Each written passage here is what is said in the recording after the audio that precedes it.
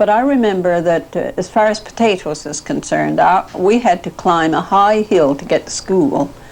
And it was one of the big thrills of your life when people were in garden. You come up over this high hill, and all around in the valley, everywhere you could see the women and children, bigger boys and girls. You could stay home from school then anytime you wanted to. In the garden, you dig your rectangular bed, and you'd have all the potatoes lined up on the bed and the stalks all on the side. Mm-hmm. And it was a lovely sight on a lovely warm September day.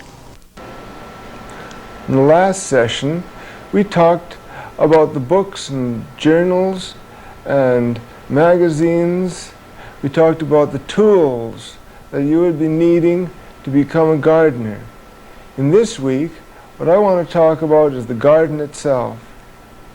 Now, a garden is that area of ground in which you're going to be doing gardening. And gardening, as opposed to general farming and agriculture, implies smallness, it implies intensive cultivation, and it implies close personal supervision of each and every square foot of the garden.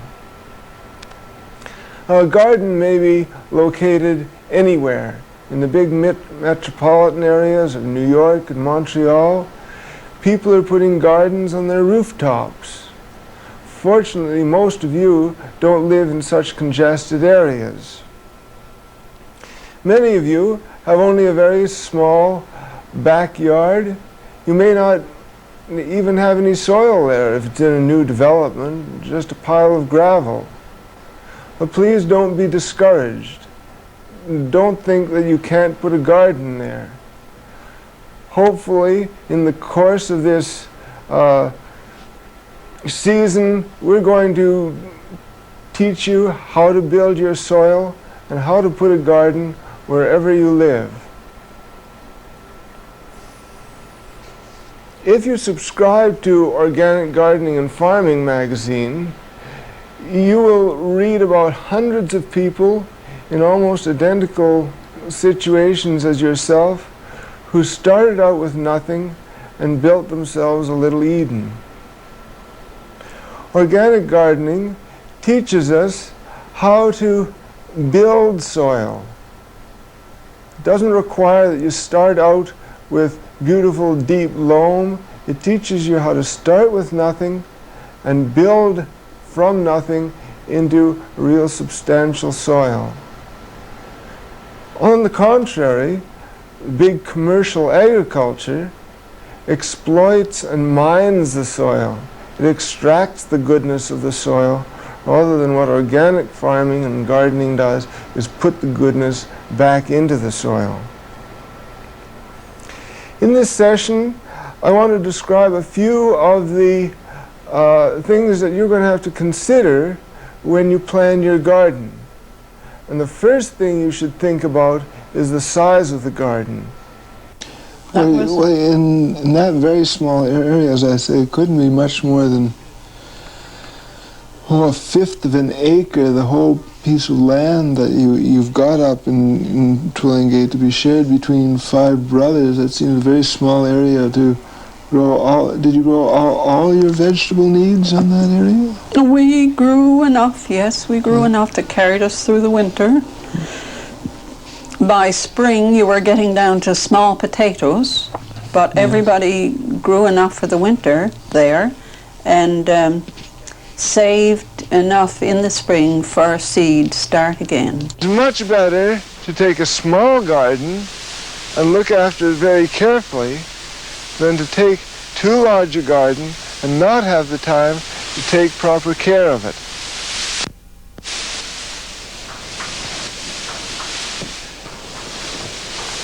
This garden here is my family garden. It's in the neighborhood of 30 feet across and 100 feet long. In other words, about 3,000 square feet of growing space. I think if you figure that out, that comes out to about a 15th or a 16th of an acre. which doesn't sound like a very impressive sized garden. But a garden like this can supply us with vegetables, with fresh vegetables from, mid-July right on through April or May. We eat fresh vegetables from the garden through November, and from then on we rely on stored and frozen vegetables. So a really very small area, if it's properly looked after, if it's properly fertilized,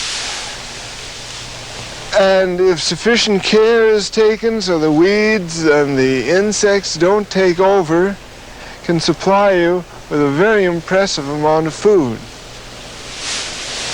If you're a beginner, I would strongly suggest that you start off with a garden about a third of this size. Don't go for a garden any more than about 1,000 square feet as a beginning plot.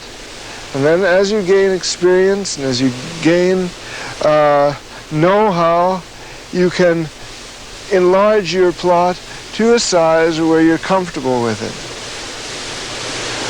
This garden here, I'd like to point out, does not include my potato patch.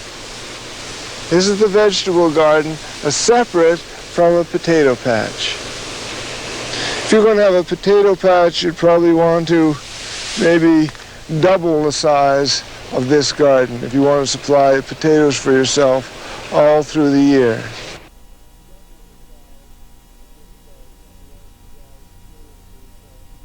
This little garden is a good-sized garden for a beginner to start with. It's about 450 to 500 square feet. It's one of my student gardens, and 2 families are learning and operating this garden during the summer. 400 or 500 square feet doesn't sound like very much, but if the ground is used properly and if the space is filled up, an amazing amount of vegetables can come out of it. Another question that beginners want to know about is, whereabouts should you put your garden? Well, if you live in a very small suburban allotment, you probably have very little choice. You put your garden where there's space for the garden. If you're lucky enough to have some choice about where to place your garden, then I would suggest you follow the following basic concepts, the following ideas, which will help you in deciding the location of the garden. One thing you should think about is you want your kitchen garden reasonably close to your kitchen. If you have your garden, if you have a big piece of property and you put your garden way at the other end of the property, it's going to be inconvenient to get back and forth to the garden. And one thing that the garden needs is continuous supervision and somebody wandering in and out of it continuously. The more care the garden gets, the better it's going to thrive.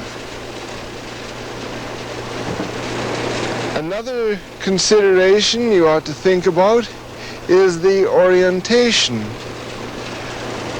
If your garden is perfectly flat, then the orientation isn't too important.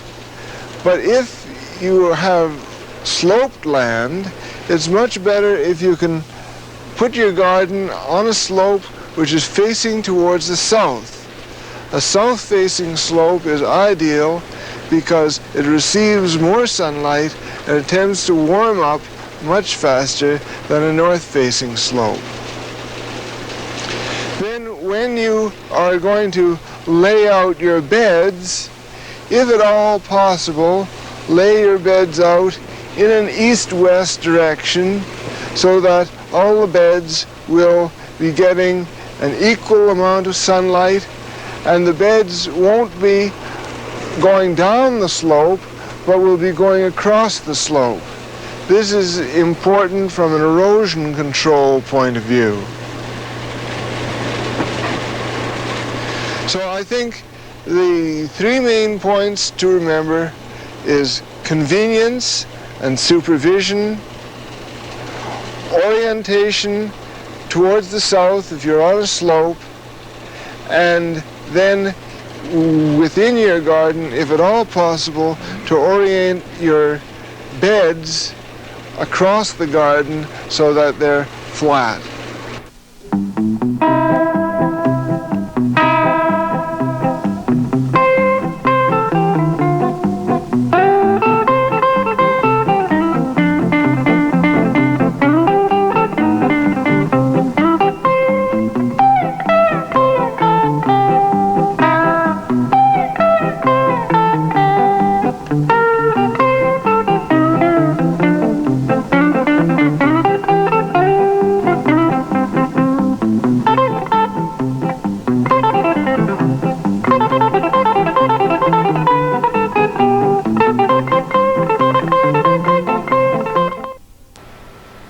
A good fence is an essential part of a good garden. The purpose of a fence is twofold. First, it gives protection from the wind, and second, it gives protection from the neighborhood, cats and dogs, animals and humans. Let's take the first purpose of a fence, wind protection. You all know that if you go out on a cold day and it's still, you feel a certain degree of chilliness. But if the wind is blowing very hard, it can be exactly the same temperature, but you feel much colder. This is called the wind chill factor, and this affects your vegetables just as much as it does yourself. So the purpose of a fence, a garden fence, and this garden fence has got to be made of solid material in order to break the wind.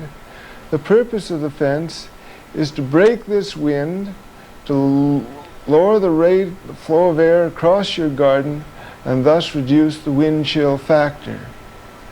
A general rule that gardeners use is for every foot of fence, this gives you wind protection for approximately 8 to 10 feet of garden.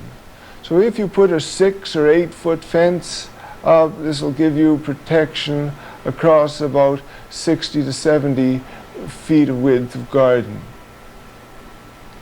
Well, once you put the fence up, you'll notice an immediate moderation of the garden. The garden tends to heat up earlier in the spring, and the vegetables will tend to grow much better.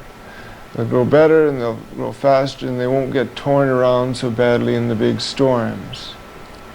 Now, the second purpose of the fence is to protect you from the unwanted visitors from the neighborhood. Our beautiful garden seems to act like a magnet to all the neighbors, cats and dogs, or if you got cows and pigs and horses. Any animal seems to be irresistibly attracted to a beautiful garden. And a fence has to be designed to keep out these creatures. Probably the worst creatures of all to get into your garden are your neighbors, be they children or older people that ought to know better, the vandals. So you have to design your fence. If you want to keep your garden and you want to keep it secure, you have to design it so that it's solid to keep out the wind and solid to keep out the prying from neighborhood animals and people. Now, such a fence is obviously going to be an expensive thing, both in terms of money and time. So if you're going to build such a fence, you might as well build it right from the word go. Now, a fence stands or falls on its fence posts.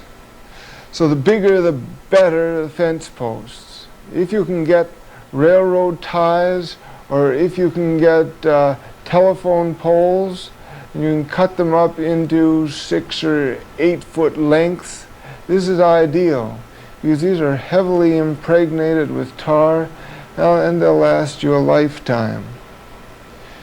Gus Power is one of the local farmers in Logie Bay, and he's been farming all his life. And he's going to tell you a little bit about the traditional fence post. Did you have any particular methods for preserving fence posts? Well, this tar and oil, like they used to use on the power lines, you know, the power poles, we had a solution like that. You'd do the points of your stakes with and so on, yes. That'd make them last longer. Then there was other people, they'd light a fire and they'd kind of burn them over that, you know. But this last few years, you don't have time for that. Like a spruce fence post, that will last for about 5 years, and the fir fence post, that will last for about 4 years. Now, is it better to skin the bark off where it's in contact with the top of the soil, or is it best to leave the bark on, do you think? Well, I think it's better to trim it off, you see, clean it up in the bottom. It seems like it'll dry out a whole lot longer, and so on, you know, it'll dry out a whole lot better. The ideal length for a large post would be about 8 feet. This accounts for 3 feet of it buried in the ground and 5 feet sticking up above the ground. Now, in order to bury a post 3 feet in the ground, you have to dig a hole 3 feet deep, and in Newfoundland soil, this can be a real pain.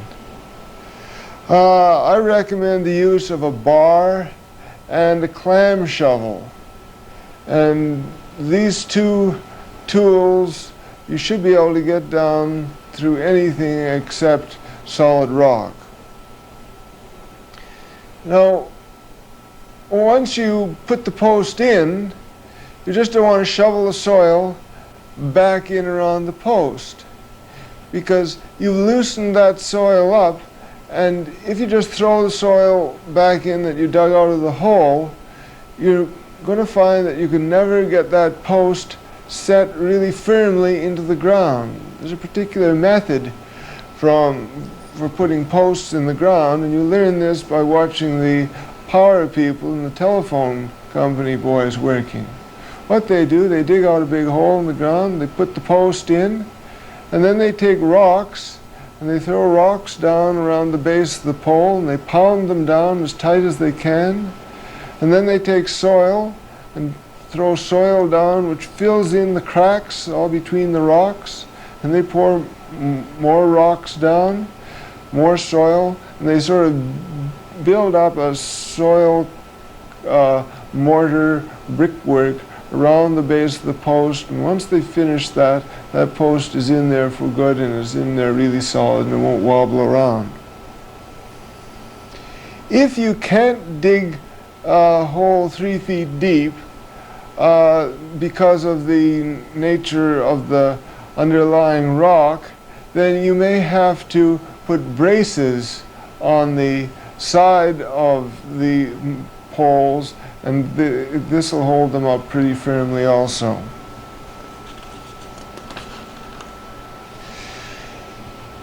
When you set out to build your fence, I suggest that you build it to enclose an area probably 3 or 4 times the size of your initial garden. You'll find that as your experience grows and as your confidence grows, you're going to want to enlarge your garden, and it would be an awful nuisance to have to take down your fence in order to enlarge your garden. After you've decided on your garden size and location, the next thing that you're going to have to consider is the problem of drainage. Now, Newfoundland is blessed with lots of water. I'd rather be blessed with lots of water than too little. But when you got lots of snow and lots of rain, inevitably almost every plot of garden that wherever your garden is located, at one time or another, you're going to have an excess amount of water flowing over the garden. You're going to be thankful for some good drainage. Another purpose of good drainage is that it will enable you to get started much earlier in the spring than you could otherwise. If your garden is on a slope, what you're probably going to want to do is to put a ditch across the top of your garden and then run a connecting ditch down one or other of the sides of the garden and away down the hill. Now, there are a number of different types of ditch, and I've tried them all. The simplest and most obvious ditch is just to dig an open drainage ditch. And this will serve you very satisfactorily for a year, but by next year you're going to have to start all over again and dig the ditch out again, because inevitably it fills out.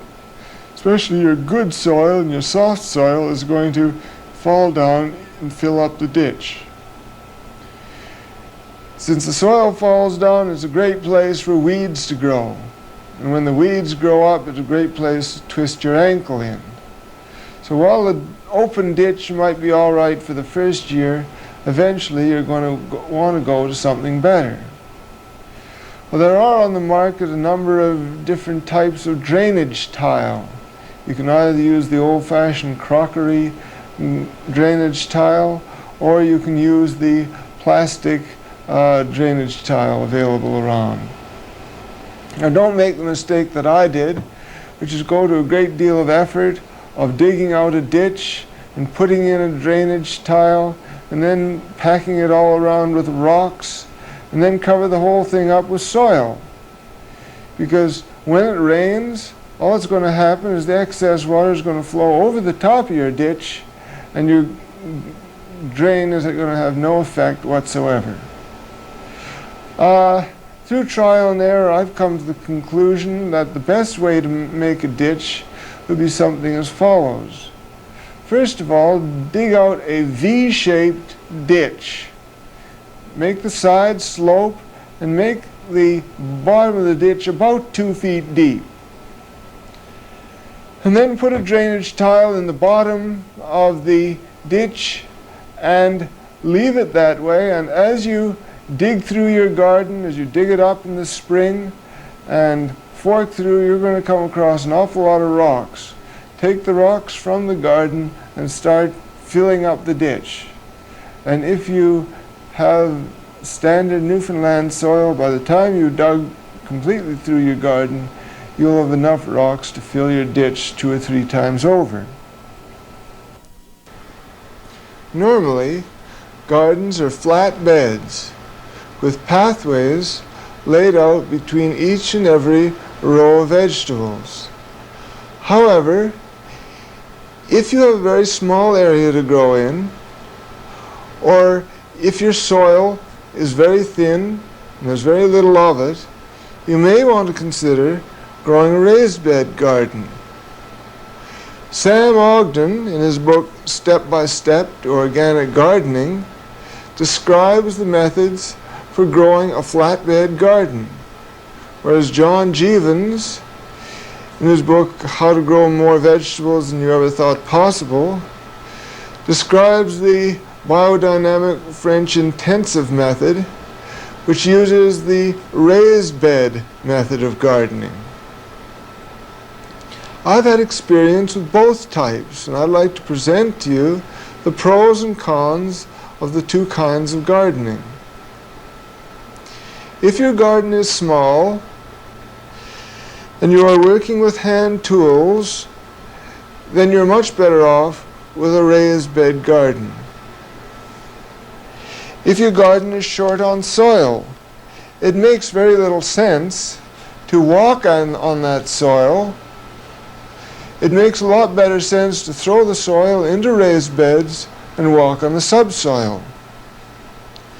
If your soil is heavy and rich in clay, the constant tending of the garden will compact that soil down to cement by the end of the season. If you want to grow a maximum amount of vegetables in a minimum amount of space, then I suggest a raised bed garden. You can increase the productivity of a piece of ground by a number of strategies.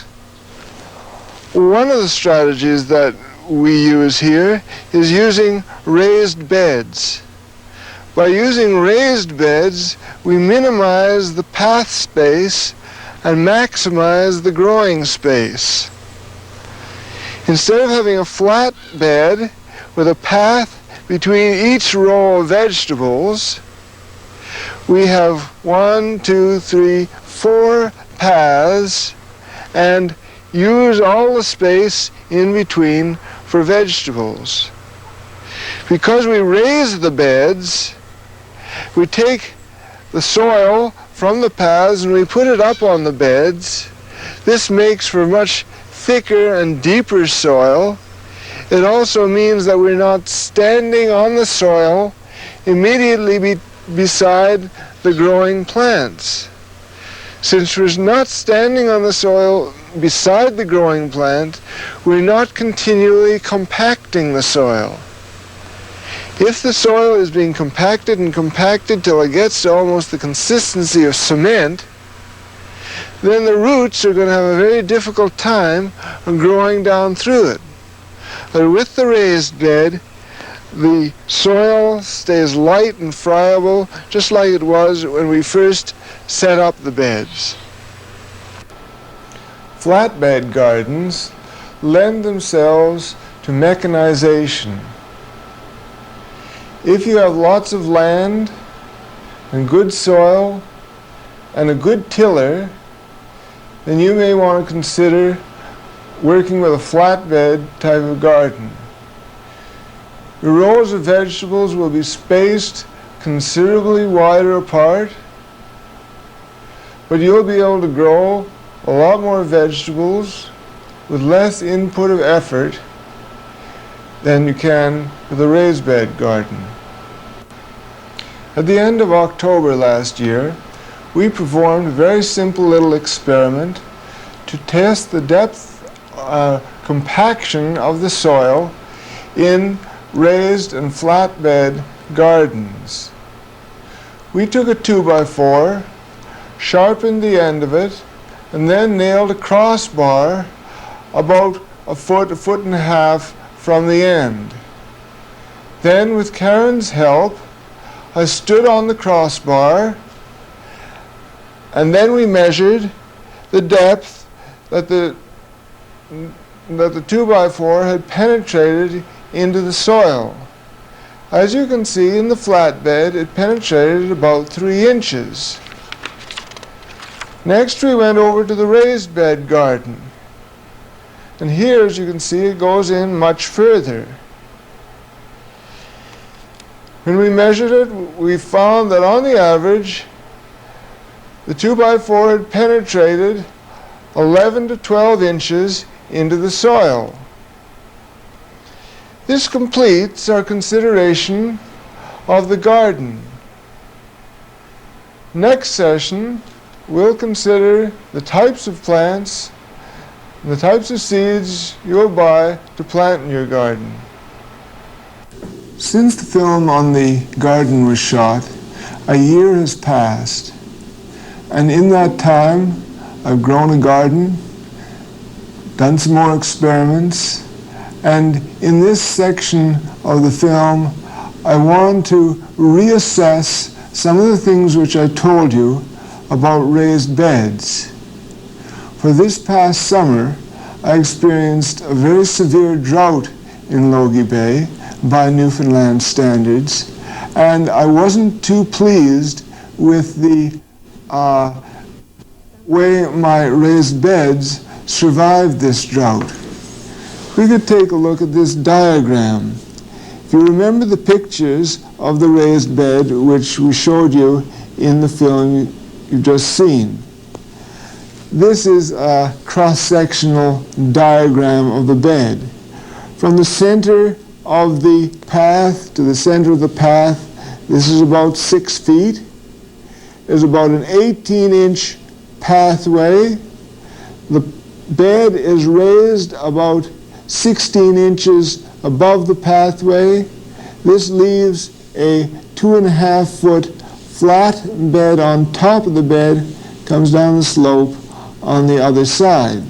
Now that was the way I told you to do it in the film. But this past summer, as I say, I wasn't very pleased with how this bed survived the drought. Now the dry spell started in the last week in June and extended through to the last week in July. This was when I was planting the garden and when the young plants were just getting started. This was the time when the roots were not far down into the ground so that they could tap the deeper groundwater. Because of this, the dry spell slowed down the rate of growth of the garden very severely. So in order to counteract this, I attempted to bring water into the garden and irrigate the garden. But I was very disappointed with my ability to irrigate this raised bed. Because what was happening is when I poured water either from a bucket or from a hose onto the surface of the bed, the water, instead of sinking down into the bed, tended to flow off the side, down the side, into the pathway. The paths were getting very well irrigated, and the weeds were getting lots of water, but my vegetables up on top of the bed were suffering from lack of water. Also, it was very difficult to get water to the seeds which I'd planted in rows down the sides of the bed. Now last year when I built raised beds of this shape, everything worked out fine because I had a fairly even distribution of water throughout the season. But this year was a lot more difficult from a drought point of view, and I am now not recommending that you build your beds in this shape. It's too high, you have too little flat space across the top, and I also believe this 18-inch pathway is much wider than it needs to be. Now I'm recommending that you go to a bed that's shaped something like this. I still believe in the basic concept of the bed, in the basic concept that you should not walk on the area where you're growing vegetables. But it's totally unnecessary to raise the bed any more than 5 or 6 inches above the path space. Here I've got it drawn as 4 inches high above the path space. Because you don't raise the bed as high above the path, this means that the distance taken up in the slope is much less, and this means that your flat space or your growing space is much greater. I also am recommending that you reduce your path space to only about 1 foot. Remember, from the center of the path to the center of the path is 6 feet. So you've got 1 foot in which to walk along and crouch down so you can reach out over the bed to weed your garden and handle your plants.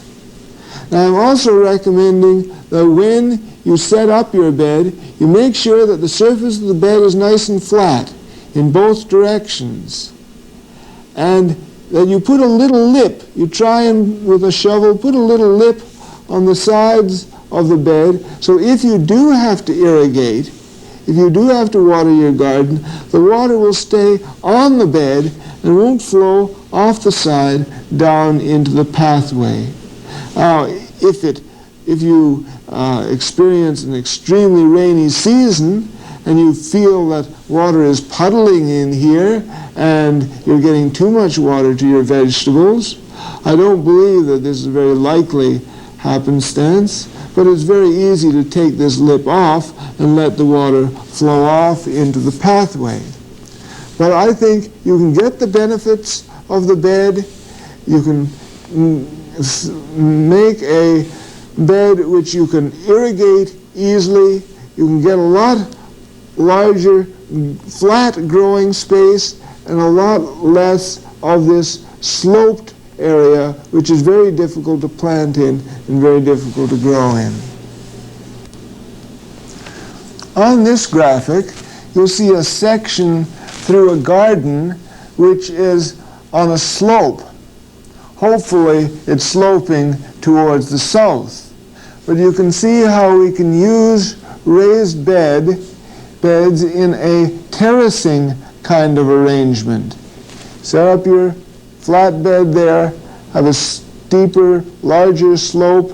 On the downhill slope, your foot-wide pathway, a small raise there, your flat growing area, your steeper, larger slope, and you can terrace your garden. Never run your beds down the slope, always run them across the slope.